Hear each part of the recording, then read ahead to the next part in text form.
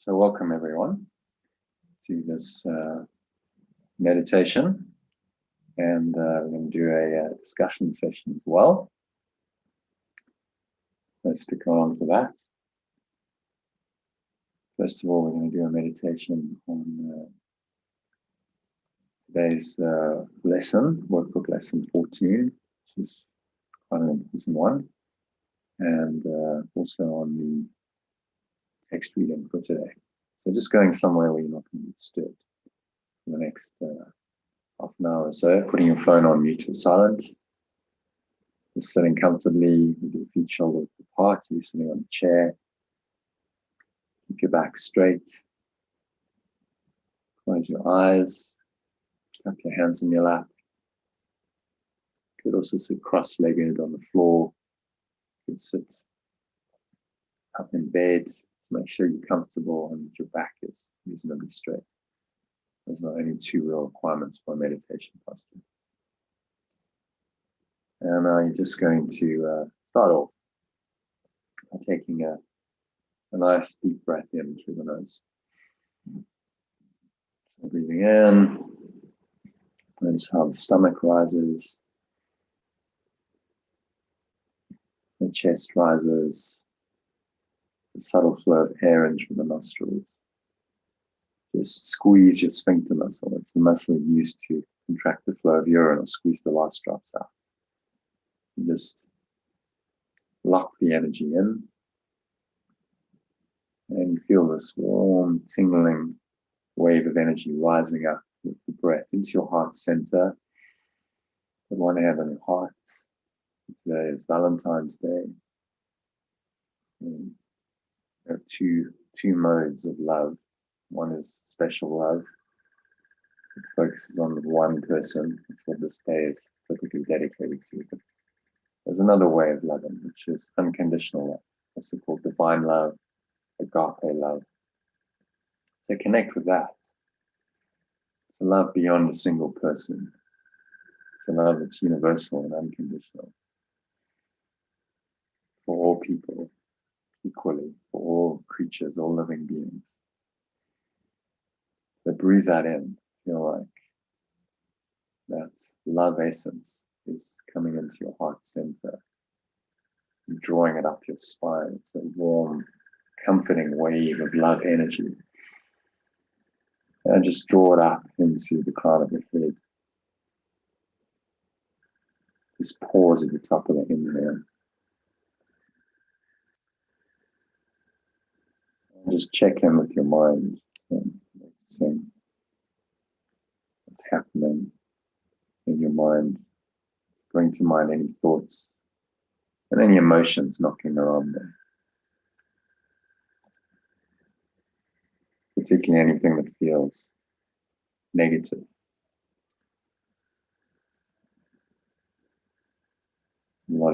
There's always a lot of negativity in the world. In this lesson, Jesus calls them horrors of the world. Whether that's translated into a personal fear of getting sick or dying, just you saying something awful, just name that as it crosses your mind, and then deny its reality. You say, for example, God or love, this eternal loving presence, did not create that sickness, that, and be specific. So God did not create COVID-19, and so it is not real. Love did not create that economic lockdown, and so it is not real. God did not create whatever that disaster that you think about, and so it is not real. So you're just going to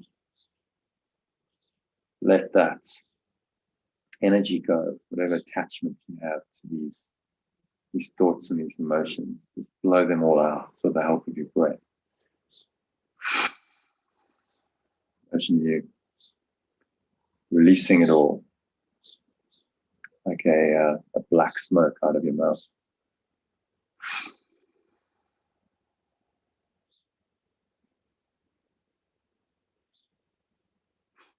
Lower stomach sharply into the spine. Expel the last remaining air out. And just rest here for a few moments in the peace and the stillness. And smile.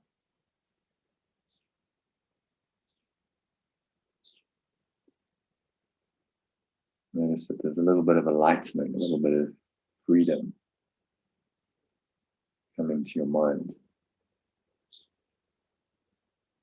And once you go into that gap, the gap between breaths, the gap between words, this is where God or love dwells, not in the thoughts. That's why we focus on letting go of thoughts and emotions, which block this awareness. So breathing in again. Nice deep breath in. Notice how the stomach rises, the chest rises, subtle flow of air in through the nostrils. Feel that life energy just rising up to the front of your head, drawing the energy up.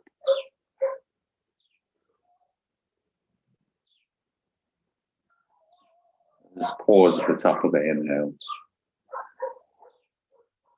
Checking in, scanning your mind. If anything is coming into your awareness, any thoughts or thoughts in response to sounds. I've got dogs barking in the background, which you may be able to hear. That's all good. Just use it as part of the meditation. So just allow it to be. These thoughts aren't really real.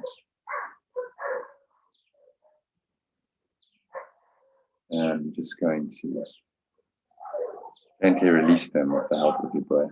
So exhale,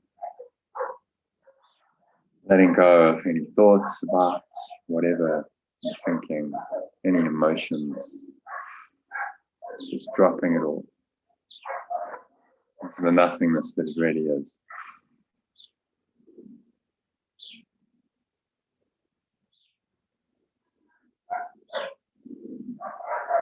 Letting it all go. Lower stomach into the spine. And again, find a place of peace and stillness and rest.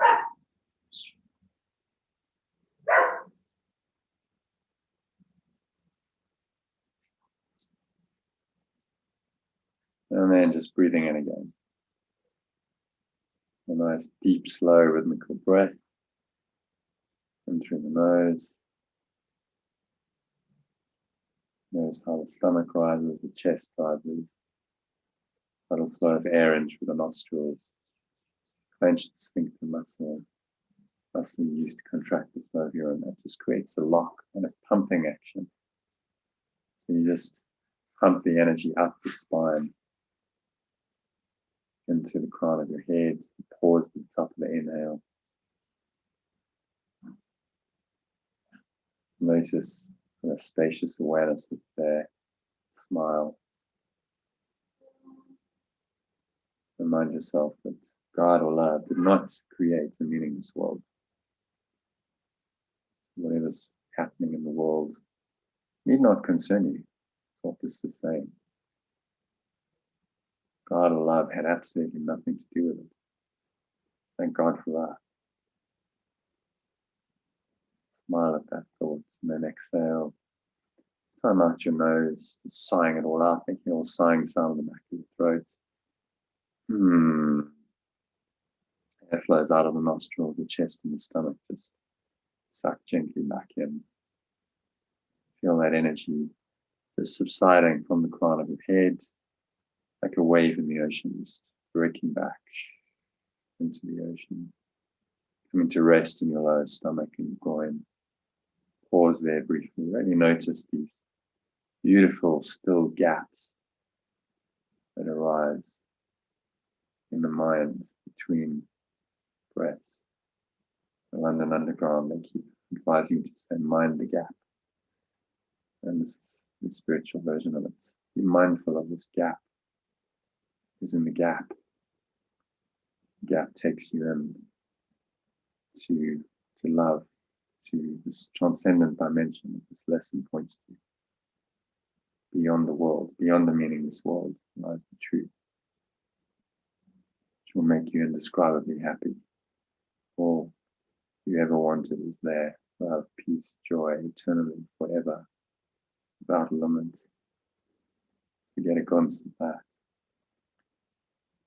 And just breathe in again. Just watch all the subtle sensations of the breath. The stomach rising, the air flowing into your nostrils. It's a warm wave of energy rising up. Just to bring your mind into the present moment. There's nothing else to do. The next 20 minutes, there's nowhere else to go. Just breathe, nice, deep, slow, rhythmical breath. Relax and be still. Let me guide you through this chapter, section 5 of chapter 3 of the text, which is entitled Beyond Perception. So just listen from this place of stillness. Imagine your mind is a very still, calm lake on a windless day. These ideas are just going to permeate in like a gentle rain, just dropping onto this very crystal clear surface. Because your mind is so still, the ripple effects are going to be noticeable. So listen emotionally, listen energetically, listen in the way that you absorb the frequency of the energy. And the intellectual understanding will come of itself when you do that. Another analogy is to think of your mind as an empty vessel. If you have no thoughts, your mind is an empty vessel, open to receive. If your mind is busy, cluttered full of thoughts, then there's no space for new ideas and this fresh, clean energy to come in. To help you keep your mind in this nice, calm, empty, open, and receptive state. Just watch your breath. And I'll remind you to do that every so often as you listen to these profound words from Jesus. Here is the author of Course in Miracles, inscribed by a lady called Helen Schuckman with the help of a colleague, Bill Fletchford, that came from Jesus or the Christ mind or the Holy Spirit, no matter what you call that presence. A presence beyond time and space, that understands the illusion of time and space and also understands truth beyond perception, which is the title of this section. So let's hear what Jesus has to say about it. He says, I have said that the abilities you possess are only shadows of your real strength, and that perception, which is inherently judgmental, was introduced only after the separation. No one has been sure of anything since. I've also made it clear that the resurrection was the means for the return to knowledge, which was accomplished by the union of my will with the Father's, or the sources. Another way of saying that. So we can now establish a distinction that will clarify some of our subsequent statements. Just keep watching your breath, staying in this nice, still, calm, empty, open, but aware state. As you listen to these profound words. So he continues, since the separation, the words, quote, create and, quote, make have become confused. When you make something, you do so out of a specific sense of lack or need. Anything made for a specific purpose has no true generalizability. When you make something to fill a perceived lack, you are tacitly implying that you believe in separation. The ego has invented many ingenious thought systems for this purpose. None of them is creative. Inventiveness is wasted effort, even in its most ingenious form. The highly specific nature of invention is not worthy of the abstract creativity of God's creations or love's creations. Because God is love, this eternal, infinite, unconditional loving presence, not special love as we understand it in the limited egoic sense. What most people, a lot of people think of as love, and Valentine's Day was set up to celebrate. This is pointing us to love that's transcendent, much deeper. He's saying here very clearly that the ego has invented many things to fill the perceived lacks in the world. In fact, our whole economy, our whole world is based on that. It creates all kinds of products and services to fill imagined perceived lacks. As he says, the ego has invented many ingenious thought systems for this purpose. The entire system of business, capitalism, is designed to fill these perceived lacks. He's saying none of this is truly creative. It's actually wasted effort, because true creativity is abstract. It is not specific. So we try and create in form to meet specific needs. We lose the awareness of that our only true need is love, which is abstract and creative in the eternal sense.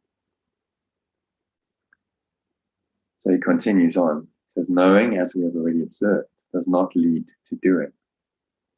The confusion between your real creation and what you have made of yourself is so profound that it has become literally impossible for you to know anything. Knowledge is always stable, but it is quite evident that you are not. Nevertheless, you are perfectly stable as God or love created.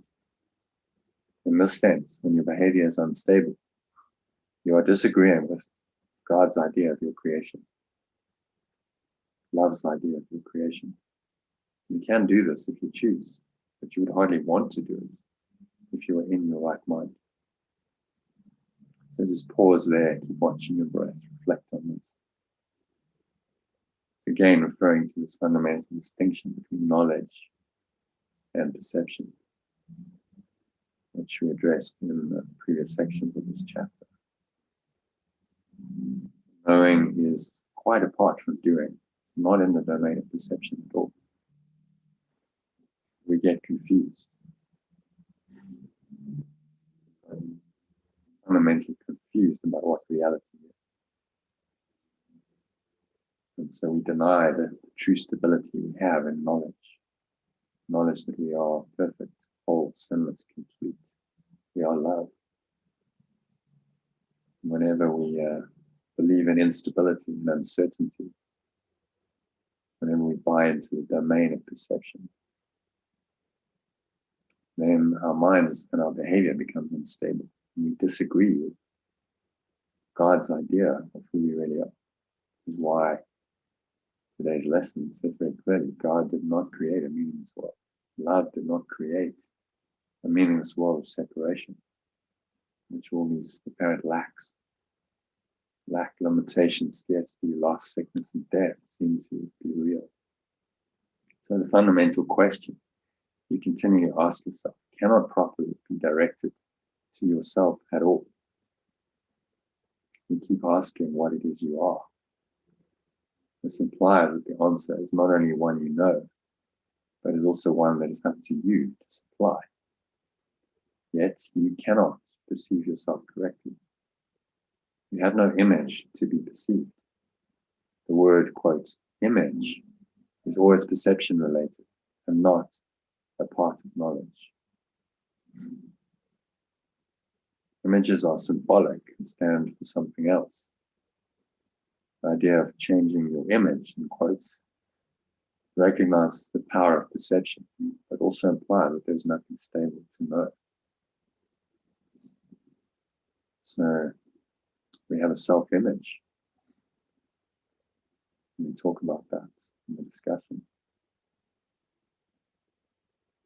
a self-created image of ourselves, which is perception related. We believe this is who we are. It is not a part of knowledge. Images are symbolic and stand for something else.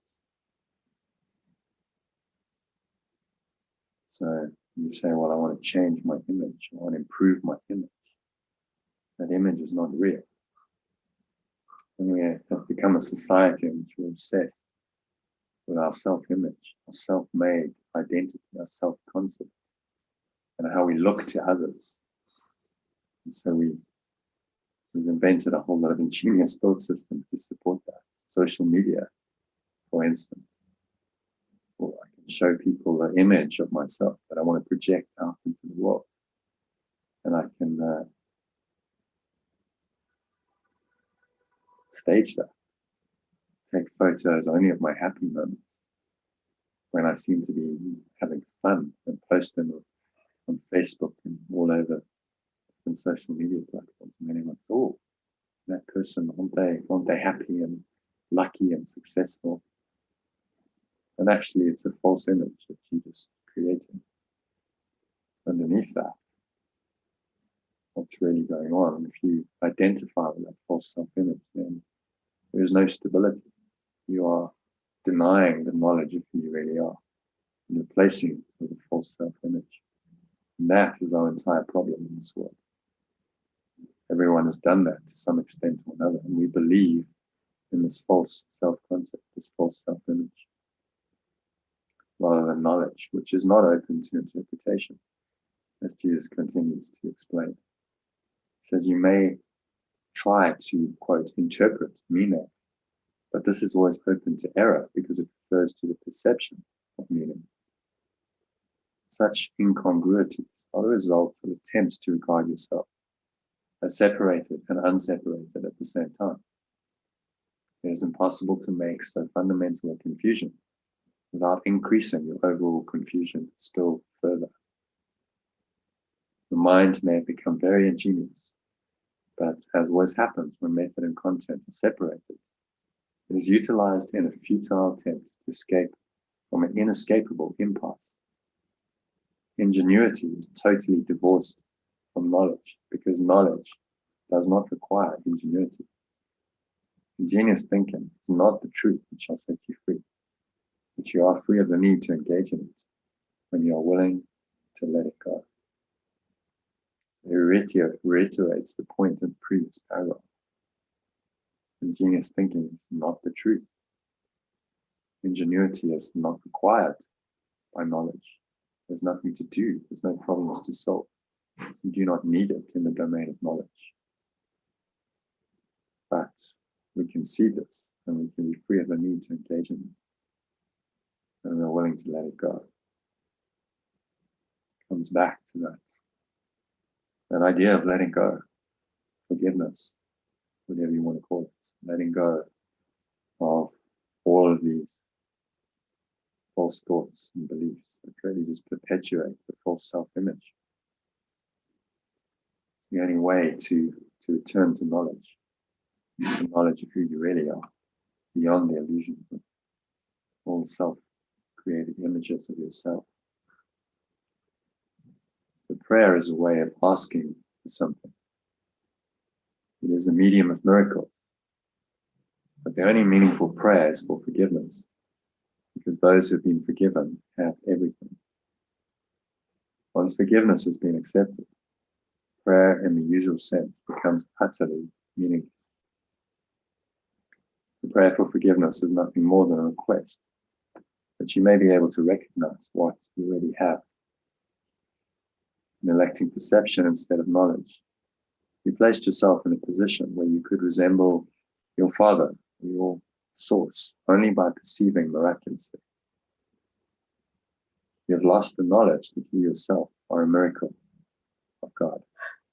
You are a miracle created by this eternal, unconditional, loving presence that we can call God. Creation is your source and your only real function. So just pause, watch your breath, reflect on this. Through creation is the domain of knowledge. Creation is your source. Your only real function is to be one with the source. There's nothing else to do. All the imagined problems and the purposes that we've given ourselves in this world to create busyness and business. The words are almost identical, just a slightly different spelling. Running around doing all these things to solve these imagined problems, to meet imagined needs. And all of this just denies the truth of knowledge that we are still one and love is still the only reality. Nothing else is needed and nothing else is required. So the statement, quote, God created man in his own image and likeness, needs a reinterpretation. Quote, image can be understood as, quote, thought, and, quote, likeness as, quote, of a like quality. So God did create spirit in his own thought and of a quality like to his own. Sort of logical, the creative source of everything must have created like itself. And there is nothing else. There's an inevitable logic about this. You can't really deny. The ego will try. Love must have created like itself, otherwise it wouldn't be love. And there is nothing else. Perception, on the other hand, is impossible without a belief in, quote, more and, quote, less. At every level, it involves selectivity. Perception is a continual process of accepting and rejecting, organizing and reorganizing, shifting and changing. Evaluation is an essential part of perception because judgments are necessary in order to select. So pause and reflect on that. Keep watching your breath, staying in this nice, still, calm, empty, open, aware state.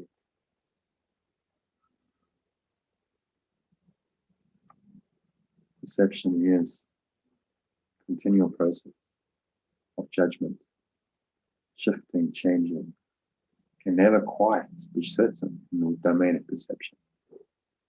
When you just think you've understood something, you judged it correctly, and then it changes, or your mind changes about it. There's no stability there. There's no permanence. There's no certainty. So Jesus continues. He asks the question, what happens to perceptions if there are no judgments and nothing but perfect equality? Pause and ask yourself that question. What would happen? There are no judgment. Well, perception becomes impossible. Truth can only be known. All of it is equally true. And knowing any part of it is to know all of it. Only perception involves partial awareness. Knowledge transcends the laws governing perception because partial knowledge is impossible. It is all one and has no separate parts. You, who are already one with it, need but know yourself, and your knowledge is complete. This is the ancient injunction, know thyself. Every religion, every spiritual teaching said the same thing. Know thyself. Not Thyself in Greek, temet noske in Latin. And the same phrase has been spoken in many languages throughout history. Know thyself. Know yourself and your knowledge is complete. That is all there is to know. To know God's miracle, you are the miracle of God, the creation of this eternal loving presence. When you know that in yourself, then you know Him, then you know the source. And that is all there is to know. There is nothing else to know. Forgiveness, then, is just the healing of the perception of separation. Correct perception of your brother is necessary because minds have chosen to see themselves as separate. Spirit knows God completely, knows this eternal loving presence completely, because it is it. There is no separation. We use these words, spirit, God, love. It's one, beyond name, beyond form. One presence, one essence. That is its miraculous power. The fact that each one has this power completely is a condition entirely alien to the world's thinking.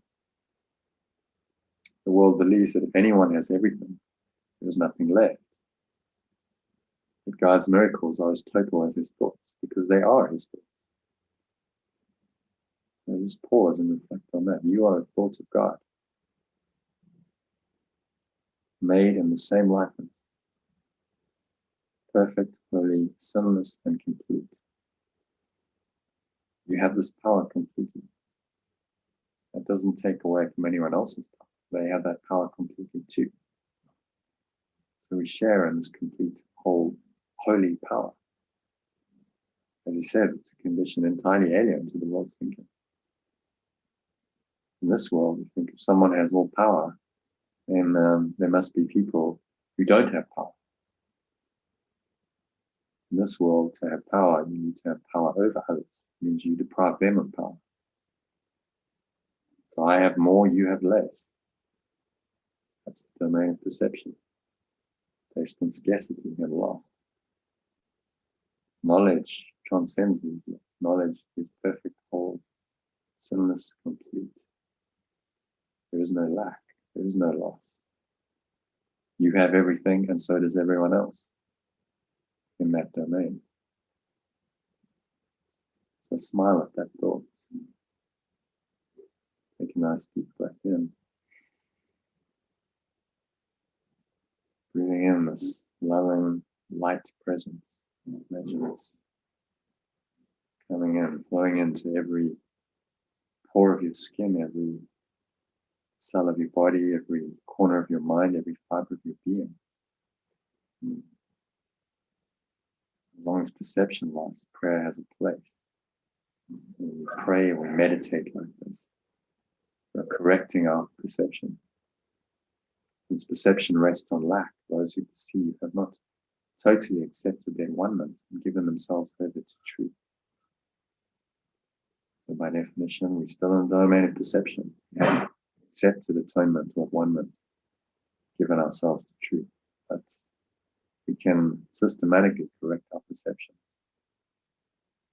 Perception is based on a separated state. But anyone who perceives it all needs healing. Communion and not prayer is the natural state of those who know. God's eternal loving presence and his miracle are inseparable. How beautiful indeed are the thoughts of God, thoughts of love who live in his light. So just breathe in this beautiful golden or white light into every fiber of your being. It goes way beyond the physical. Your worth is beyond perception because it is beyond doubt. Do not perceive yourself in different lights. Know yourself in the one light, where the miracle that is you is perfectly clear. It brings us to the end of the section, a very profound one, as they all are. So just feel that you're in the light. Know yourself in this one light, where the miracle that is you is perfectly clear. Smile at that thought. The miracle that is you is perfectly clear in this light. So exhale with a sense of just letting go of any false self-images. Just be willing to drop them all. And enter into the one light. There is no definition to this light. By definition, a self-image has definition, has limitation based on separation. The one light simply is. There's no limit to it. There's no borders, no barriers, no boundaries. There's no self-definition.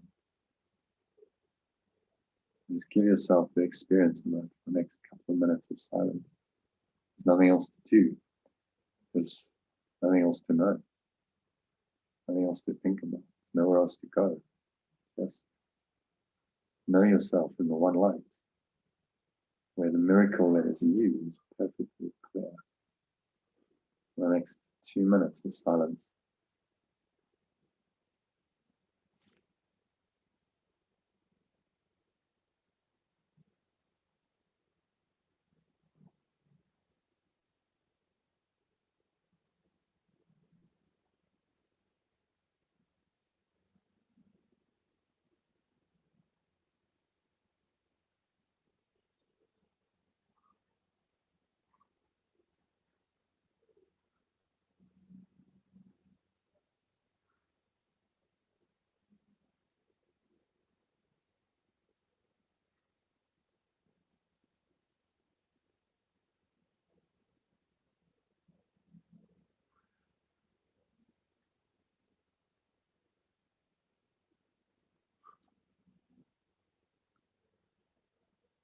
I don't have any thoughts come in, seemingly disturb this one light, awareness of the one light. Just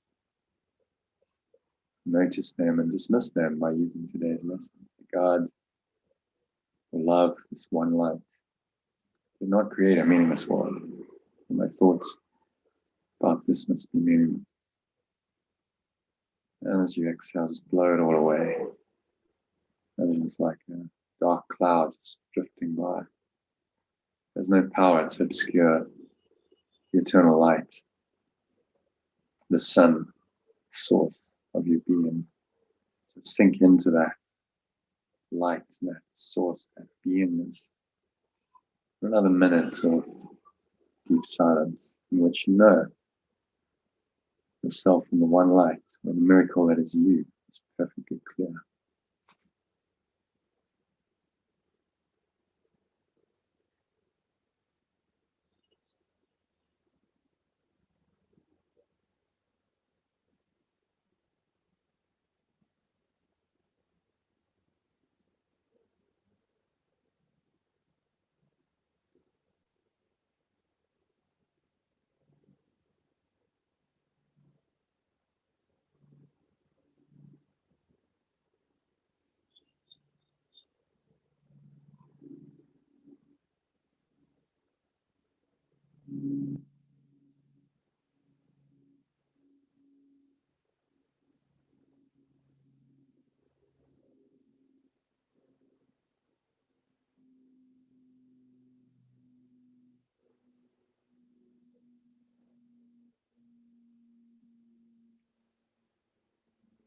And so just very gently bringing your awareness back. This beautiful place of light and love. Bring it gently back into the body and into your senses on the count of 3. And open your eyes. So 1, just noticing the breath again, noticing how the stomach rises, the chest rises, the subtle flow of air in through the nostrils. You just pause at the top of your head and smile. Notice that this one light, this presence is still there. It never, in truth, went away. Just become more aware of it when you do a meditation like that. So resolve to stay connected to this one light, this presence,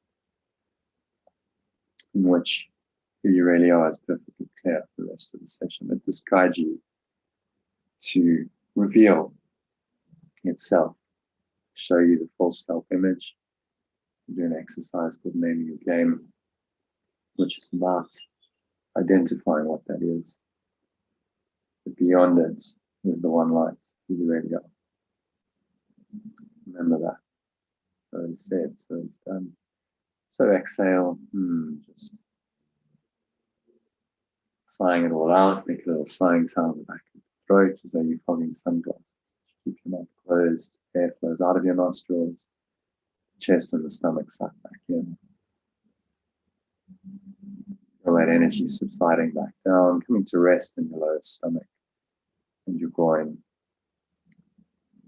So while your attention is down there, on the count of 2, just notice the weight of your body pressing down into the chair, your feet touching the ground.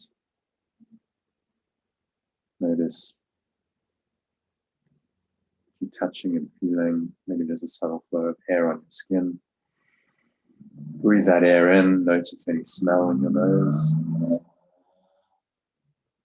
Maybe there's a subtle taste in your mouth. Just noticing all of these things. But from this very present state, this calm state in which your mind is really in the one light. Thoughts and emotions will still come and go, but when you're rooted in the one light, then they really affect you. One light becomes your base reality. So that's what we're aiming to achieve through all these meditations and workbook lessons and mind training exercises. Notice what you're hearing as well. Notice any sounds in the surrounding environment, but just allow them to be without any judgment, any interpretation, because judgments and interpretations put you in the domain of perception, which is by definition not the domain of knowledge. This just reinforces your false self-image.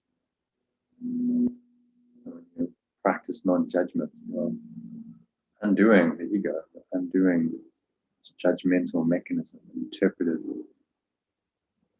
ability in your mind. It keeps you locked into the domain of perception, and you're opening your mind to knowledge. So 3, open your eyes now and just look around for a minute, just noticing whatever you happen to see around you in a very calm, detached way. So don't name anything, judge it, or label it. Apply the same non-judgmental principle to it. Smile, because none of this really matters. All these mind training exercises designed to teach you that nothing that you see in form and nothing that you think about in the world really matters. These are not in the domain of knowledge, they're in the domain of perception. Why, if you get upset by them, why do you let them affect your mind so much? The only reason is because it reinforces the false self-concept, the self-image of the ego, the self-created self, which is what we're going to look at.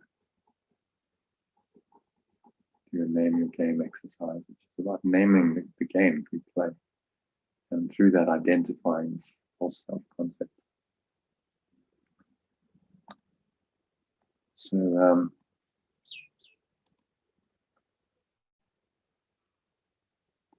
thanks for listening to that meditation.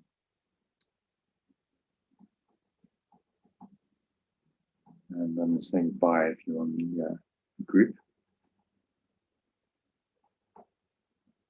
You can catch the entire session on YouTube. I'll send you the link, or just go to mylifebuildervideo.online. Okay.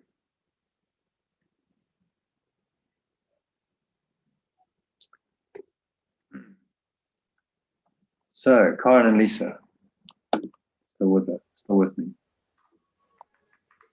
I'm here. Great. That's Lisa to unmute. So the Karen is here.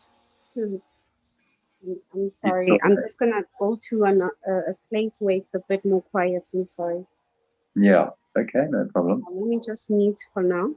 Yeah, that's fine. So we normally do a little check-in. You see, we've got about 25 minutes or so, maybe half an hour. So we'll keep it brief. Karen, do you want to just express anything? It's expression, really. Say what's on your mind, what's arising. Yeah, I guess just a lot. This last week has been quite intense. I guess having a business is intense, especially in the world that we live in today with the startup. And yeah, it looks like I might be exiting the business, which is very sore for me, very painful, because the products are really amazing, and the one product in particular was a product that I developed myself, and it's really my baby.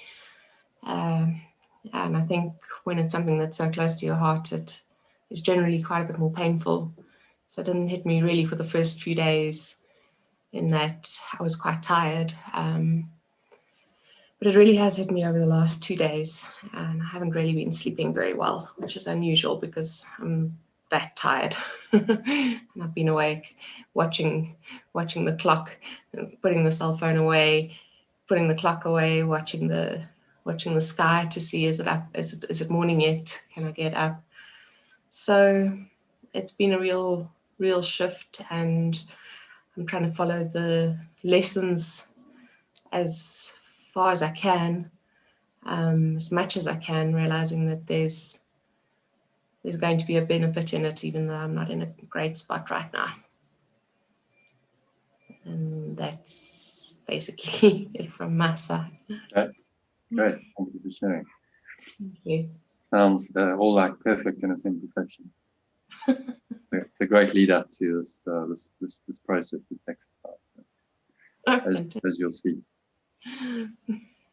It's about questioning all of our self-concepts. And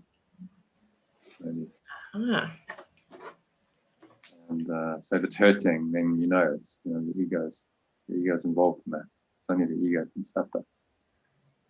All right, so yeah, great. Thank you for sharing that. Lisa? Sure, I've had to tell the gardener to just stop altogether. I'm really sorry. Okay. Yeah. Let me just drive out. I'm driving out now so that I can be able to talk to you. Okay. Yeah, please, if you can give me a time. It's a bit of a moment. I'm really sorry for this. Try to convince him to come next week. All right, okay. Yeah. Well, I'll just do a quick check-in while you sort yourself out. So, I'm in pretty good space. Working hard on a number of different things. I did a presentation yesterday. It's something that may or may not, manifest into quite a big business opportunity, but I'm pretty detached about it. Well, if it happens, it happens, and if it doesn't, it doesn't. And I'm just going to be present and carry on in doing what I do. Not already projecting into the future. I've also got I heard about a visa application. So they the British government just made me laugh. So this shows you what how disorganized a lot of these so-called organized institutions are. I submitted all my documents online nearly 2.5 months ago. So I get a message on Facebook from this chap, and I don't know him from a bar of soap. And he goes like, please call me. I'm like, well, who are you? No, I'm from the visa people, and I need to speak to you urgently because we need your documents. I'm like, okay. So I phone him. No, they've designed the system so that all these documents, after 30 days, they get locked away. No one can access them. And of course, with COVID and everyone's working from home and stuff, they didn't get to it in time, so they can't access them now. So now they're saying, well, can you get all the documents again, even though I've uploaded? I just laughed. I was like, okay, cool. It's just, what can you do but laugh? So I sent him all the documents again. So that's kind of in process. And I was tempted to get irritated about it. Like, what's the point? Send them. So I'm sending like all my personal information to a Gmail address. It's like, what is this? Anyway, I guess sometimes informal ways work better. So that was my week. Lisa, you ready for us? You want to do a little expression? I'm in a better position now. Yeah. I'm really sorry about that. Yeah. That's okay. So sure, You want to put your I had a video very on or not? Because we can't see. video. Yeah. I'm in the car though. That's all right. I'm in the That's car. fine. Okay. Yes. So yeah, I had a beautiful morning this morning. Mm-hmm. I spent some time, it's just an hour, not a lot of time at the mountain. I Yeah. was just there and meditating. And it was lovely. It was lovely. And I really am thankful for these classes because I saw myself in a very difficult position. You know, when you're in leadership, it's really not easy. You know, you get all different sorts of people, different characters. And yeah, some people you just can't understand, but you just let it go and you understand that we wired differently. So I'm really thankful for these classes, 'cause sometimes you tend to want to lose it and you just can't compose yourself. But when you remind yourself that you don't live for yourself, it makes it a lot more easier. You know, so sure, I had a very tough week. I don't want to lie. I had broken up with my boyfriend and it was very difficult. I couldn't cope. Yeah, because we really don't plan these things and we don't anticipate them.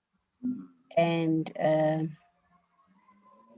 there's just a lot of ups and downs in relationships. And I had actually told myself that I'm not gonna be in a relationship anymore. I'm just meant to be alone. I am a better version of myself when I'm alone. So I was surprised when we got back together yesterday. And I thought, oh, you don't plan these things.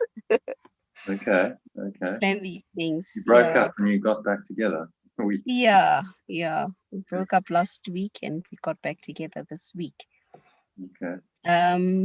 Sure. I couldn't cope, but I told myself that for the sake of work, I have to cope and just make it work. So it was just hard to stay away because we were just doing business together as well. And it's not easy when you mix business and pleasure. That's just one of the lessons that I've learned. And sure, now we're going to have to find the balance to make it work. I don't know how it's going to work, but hopefully God will give us grace. And if it works, it works. If it doesn't work, it doesn't work. Yeah. Okay, well, thanks for sharing that. Sounds like you had a difficult week, just like Corin did. So Yeah, it has very. it's interesting because in difficulties, we learn. That's when we get challenged. That's when we grow. So you both undertaken this course, and then all these difficulties arise. It's not an accident. These things are by divine design, because you need these tests and challenges to really make you look at yourself. No one ever awoke, when they living a life of luxury and everything's fine on the level of form. That that doesn't awaken you. It's too comfortable. When things go wrong, when you get tested, when you get challenged, when you really have to look within and go, okay, well, what am I thinking? What am I feeling? Why am I upset by this? Why am I hurt? And that then is an opportunity to look at this. I don't know how much of the reading of today's text that you got, but it's very profound. I mean, what he's talking about is knowledge versus perception. And as you said, in this world, things are changing all the time. There's ups and downs. Relationships change on a moment by moment basis. Now I'm broken up. Now I'm back together. There's no stability in that.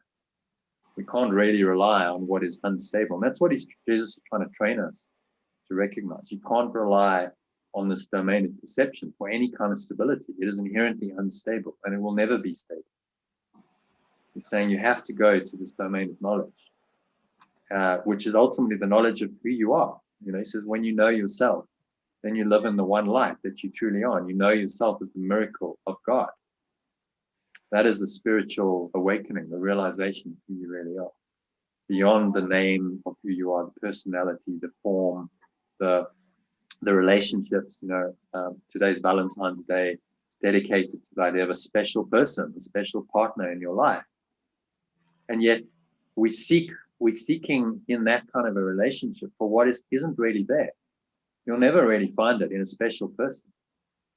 You'll only find it if you go to this domain of knowledge and go, there's one life, there's one love. And I feel that in my heart for everyone and everything. I can't direct that specially to this particular person.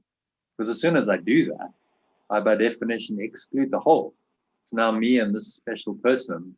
And really what a special relationship is designed to do is to keep us in our thought system, the ego's thought system of specialness, that I'm a special person, this person's a special person. Now we have a special relationship in which we interact in a special way. And that causes a lot of problems, as you probably experienced. We've all experienced it. Expectations. Because I have my special needs and you have your special needs. And now maybe my needs aren't being met by you, and maybe you think I'm not meeting your needs and vice versa. So now whose needs are being met more?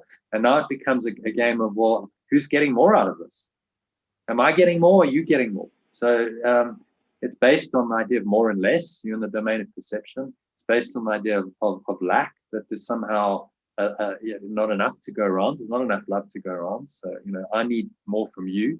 And so you're in that very unstable state of perception.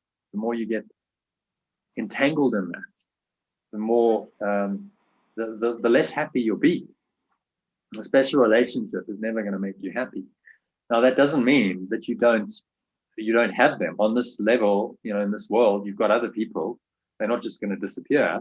They appear to be there. They have a life, a personality, but you can relate to them in a very different way. And that's really what the difference between special love and this divine, or this agape love. It's been called many things: the love of God, divine love, agape love.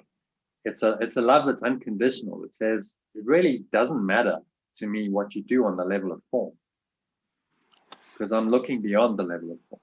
Underneath that, beyond that, I see your essence. Right? The Eastern saying namaste is I see you.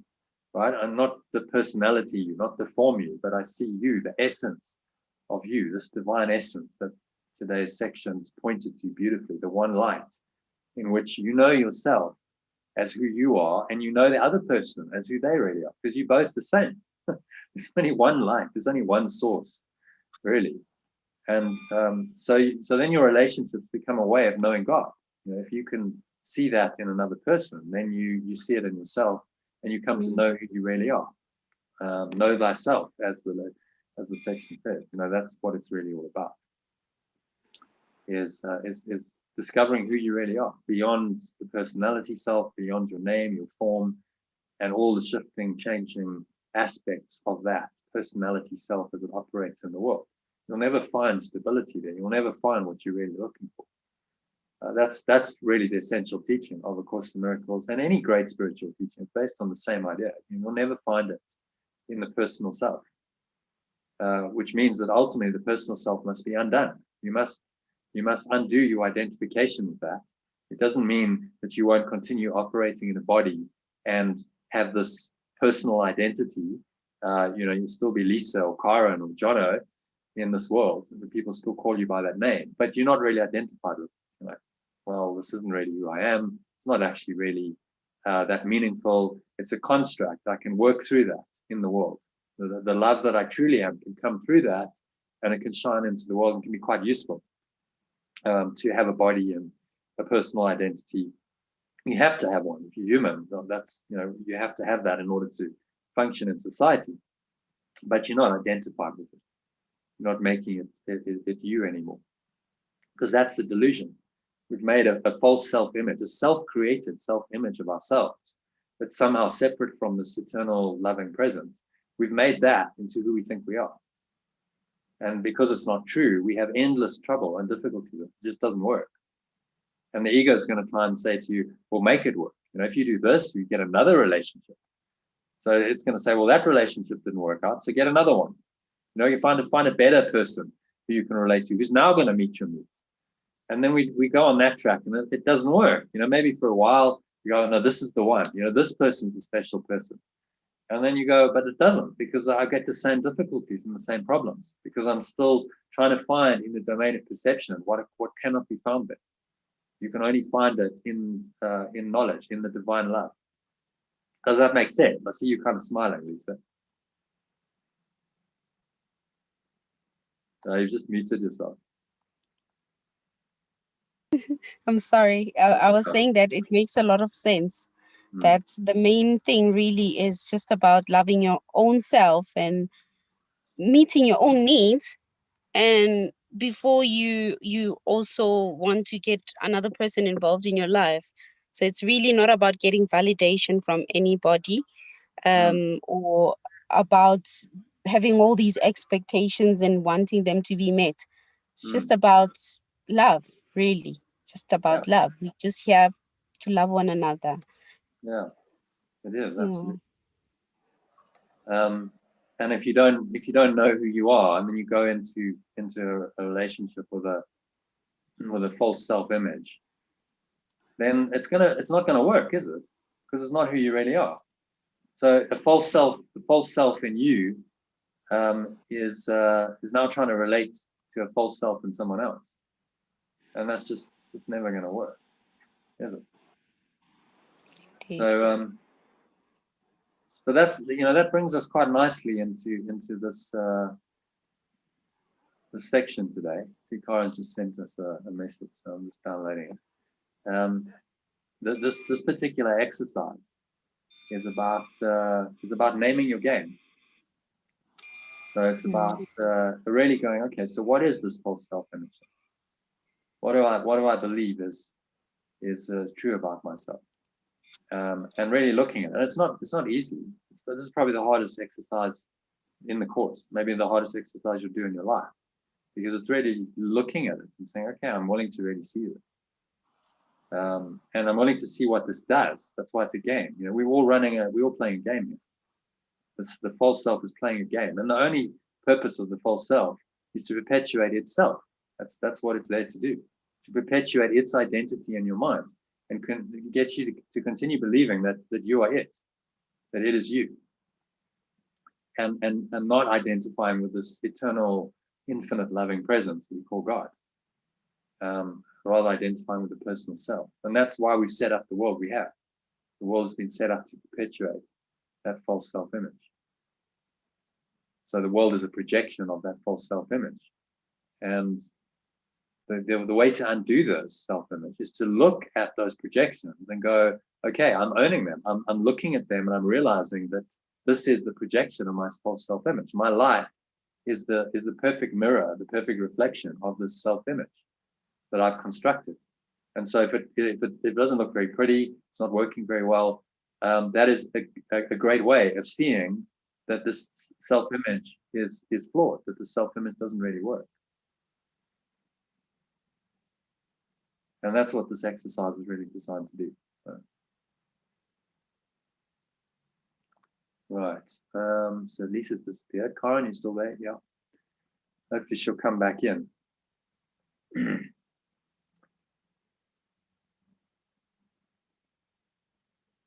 So how this exercise works is, I hope she does come back in, because it's useful to have someone else in this, is that we give each other negative feedback. Okay, so it's a deliberate, conscious, like, okay, so I see you as, the format of it is you look the person in the eye, so you have your cameras on. I'll stop the recording once we get to this, because it's very personal stuff. So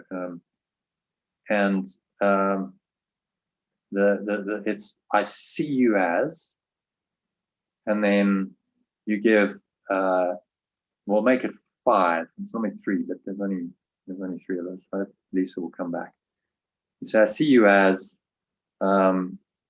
whatever it is, and to keep it short, it's a word or a phrase. It's a negative. What you're trying to do here is you're trying to really help the person to see, the other person to see what their negative self-concept is.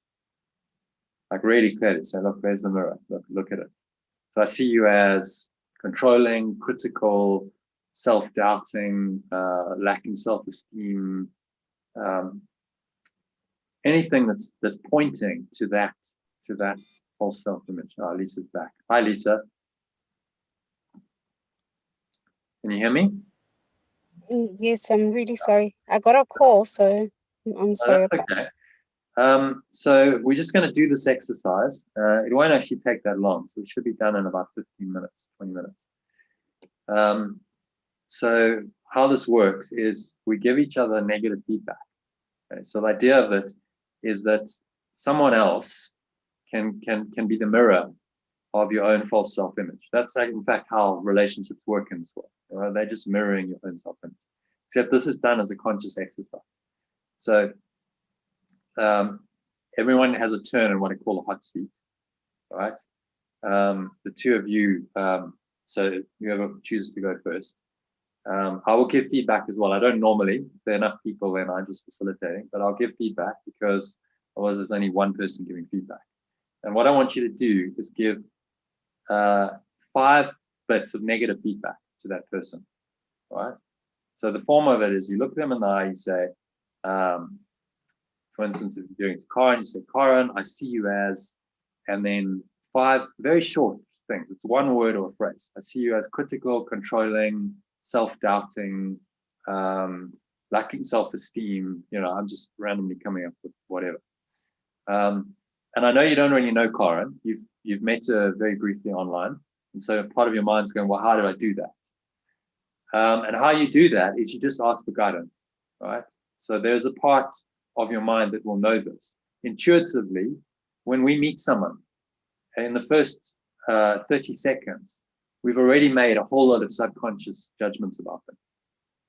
That may not even come into conscious awareness, but on some level, we've already assessed them and gone, okay, you know, I'm getting a picture of this person.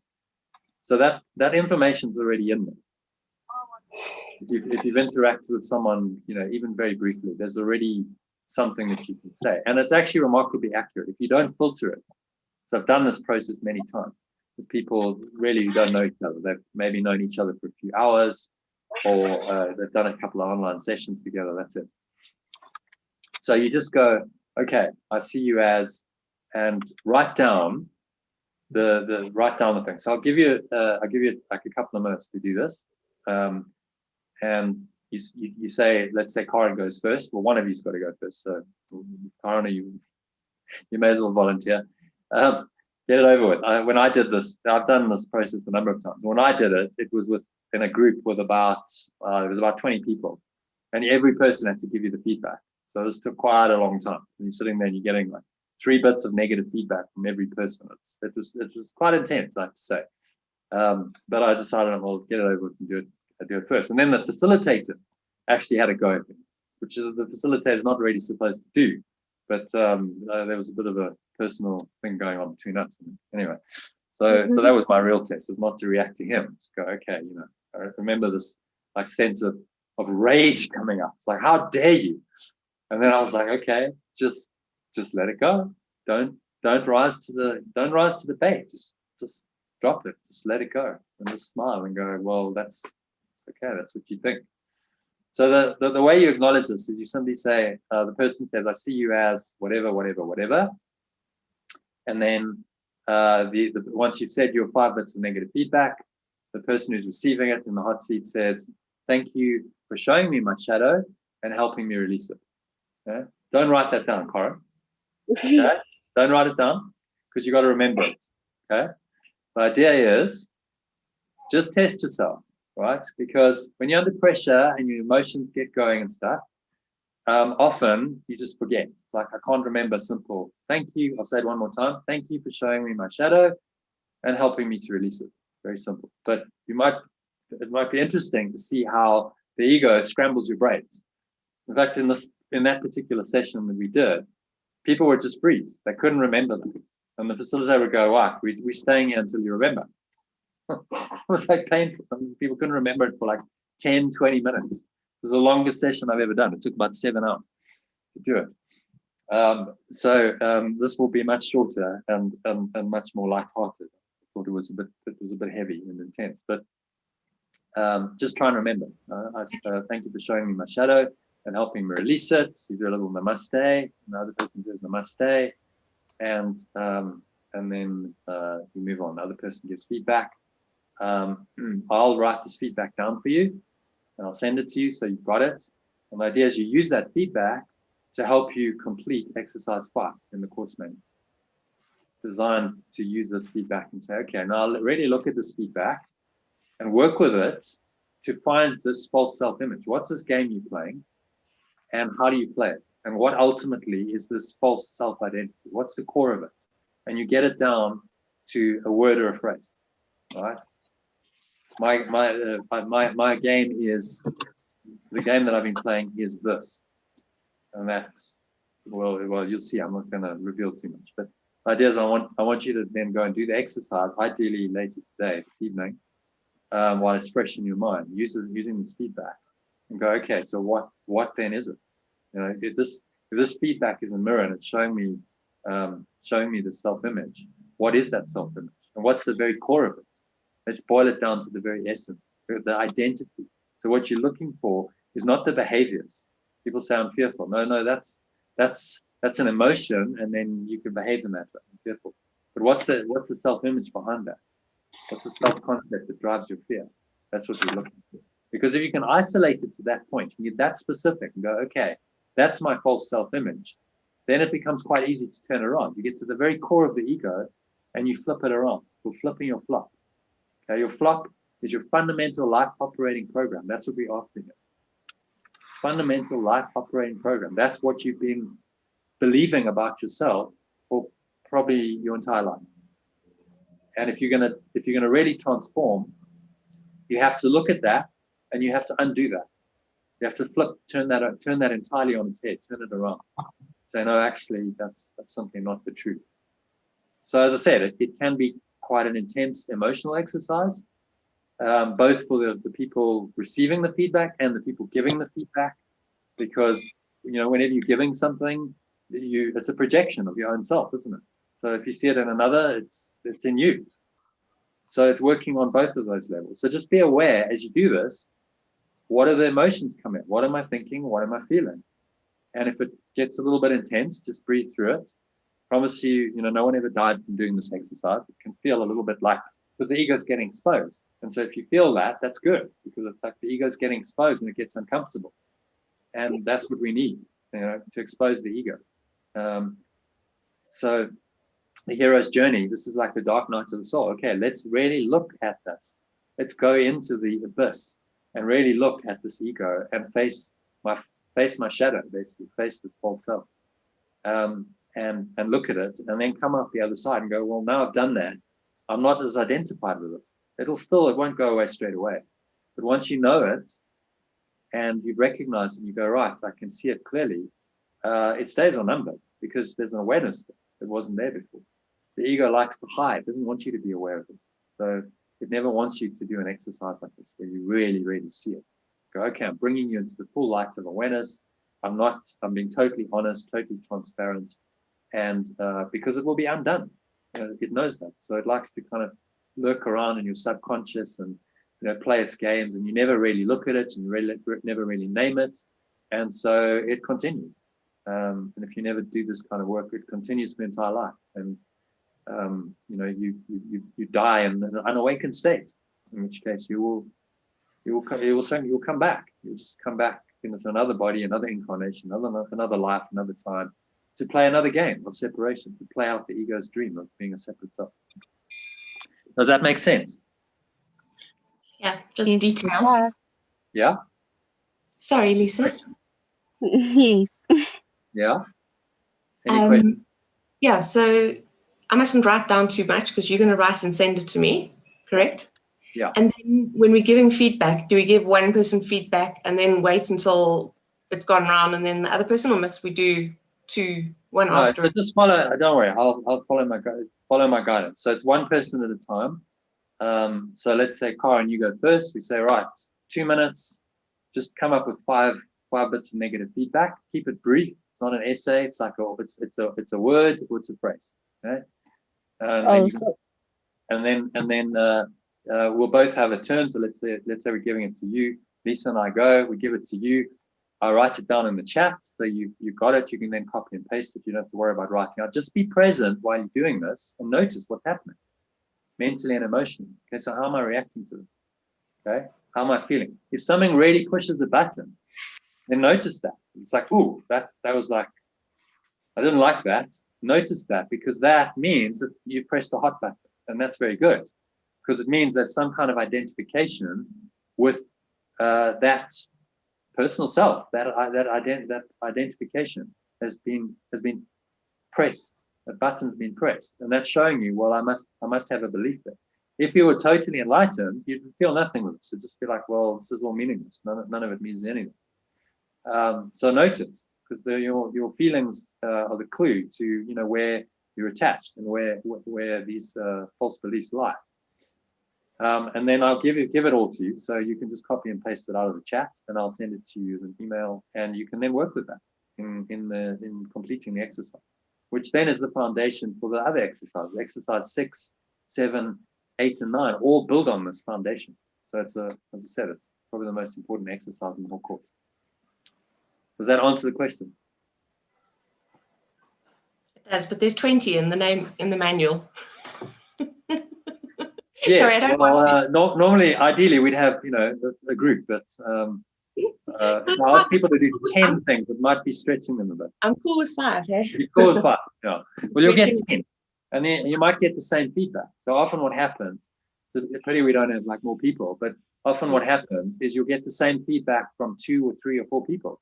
They're saying the same thing. And these are people who don't really know you. Well, that's got to say something, hasn't it? They've seen the same thing. And, so that does show up. You get something twice, in this case, the 2 people giving you feedback, notice it and go, okay, well, there's obviously something there. So they're seeing something. So what is it saying about myself? What must my false belief be in order to display these things, in order to do these things? What must my belief about myself be? That's what you're trying to get to in the exercise. But that's the follow-up to this. Just for now, just do this process as presently and completely as you can. Okay. Lisa, are you clear? Any questions? Sure. Do we address a person's character, or can we address anything? So I see you as, and then it's typically related to their character, their personality self, yes, and how that's displaying. So I see you as critical. I see you as controlling. I see you as vain. I see you as jealous. I see you as fearful. Some of these are deeper emotion. Fear is an emotion. Critical is more a behavior. It doesn't matter. Just don't censor it. Whatever comes out, but it needs to be negative. Okay, it's not an exercise in positivity. It's deliberately we want the negative feedback, because that helps you to see the false self. If it's all positive and la-di-da, we don't get that. And if you feel like I don't want to give this feedback, then just ask yourself, say, well, why not? Is that because I'm a people pleaser? I never want to give anyone any negative feedback. That's something that's shown up in one of the retreats I did. One of the ladies giving the feedback was in tears. She couldn't do it. And I was like, okay, so let's look at that. Why? Well, because she's a people pleaser. She never wanted to give anyone any negative feedback in their life. Well, that's a problem. If you can't ever say to someone, look, that's not okay, and this is what I see you as for these reasons. I'm not condemning you, but it's there's something there. Look at it. There's a problem there. And so notice that if that shows up. And also bear in mind that what you're doing here is you're actually helping the person. This might be the breakthrough that this person needs. You give them a piece of negative feedback, and it just triggers something for them, and they go, right, now they do the follow-up exercise, and that really helps them to see their ego, to see their shadow for the first time in their life clearly. That is a breakthrough, and you've helped them have that. So, we're doing this in the spirit of, we're trying to help each other transform and really grow here. It's not about condemning someone. It's about helping them to see that false self and then undo it. We don't want to keep this. We want to undo this. And, we're helping each other to do that. So you're giving the person a gift when you do this. And in our society, you know, this is not normal. You don't go around telling people that, you know, in their face, because it's uncomfortable and, you know, it pushes people's buttons. But we're going out of the norm here. We're going out of the comfort zone. The hero must leave his safe comfort zone, and he must go into places that most people don't want to go, in order to do the transformation, and then come back into the world, into the society, and go, I'm actually a transformed person here. And the beauty of it is it's all a mental, emotional journey. You don't have to physically go anywhere. You're just doing this all in your mind. Okay, does that make sense? Yes. All good. Okay, so what I want you to do is to make a note. So first of all, I need a volunteer. Who's going first? One of you's got to go first. You're welcome to, Lisa. Don't all jump at once. Don't all jump at Okay. once. Yeah. Am I gonna need to write this down, because I just opened my laptop? I was thinking it's wiser to also get my laptop, Yeah. join using my laptop. Yeah, that's And fine. then- As long as you can write it down on a piece of paper, because you need Okay. your 5 points. I mean, you could memorize them, I suppose, but you might forget them. So just write them down. Let me Write just it down grab on a your pen. laptop card, and you can write it down on a pen and paper, with a pen and paper in your notebook. And this is for the other person. So whoever's going to go first, one of you go first. Lisa? Let me go grab. I'll have to go grab a pen. Remember, I'm on the street, so I'm just gonna ask for a Okay. pen. So while you do that, to save time, just think about what feedback Karen can go first. You just volunteered Karen. Okay. Just think about what you're going to say. Yeah, I already know. Okay, and then when you get your laptop, just write it down, those 5 points, and then we'll give it. Okay, and I'll write down my. Okay. Okay. So yeah, just go get your laptop if you need to.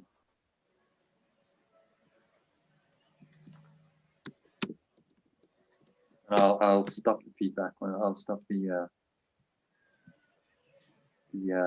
recording and the live. I'll take it off YouTube live when we do this.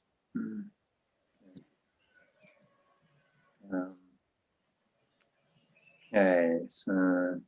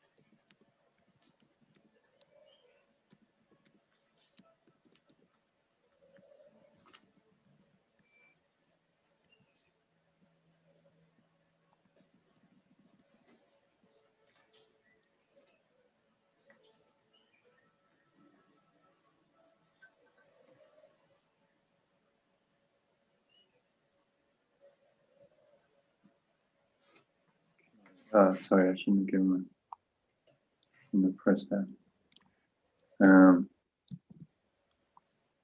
Let's just delete that. Okay, you ready?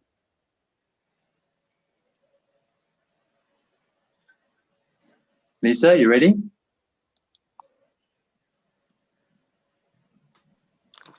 Ready? You mean am I done writing?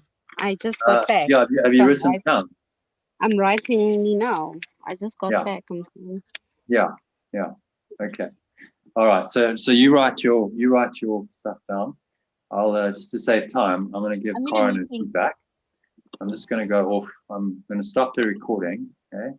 So this isn't being recorded anywhere, and it's not live on YouTube. So on YouTube, bye for now. Thank you for joining the session, and join my masterclass if you're interested in doing this process yourself. Join the Art of Letting Go masterclass. go to theaolg.com to sign up for that, and explain how you can do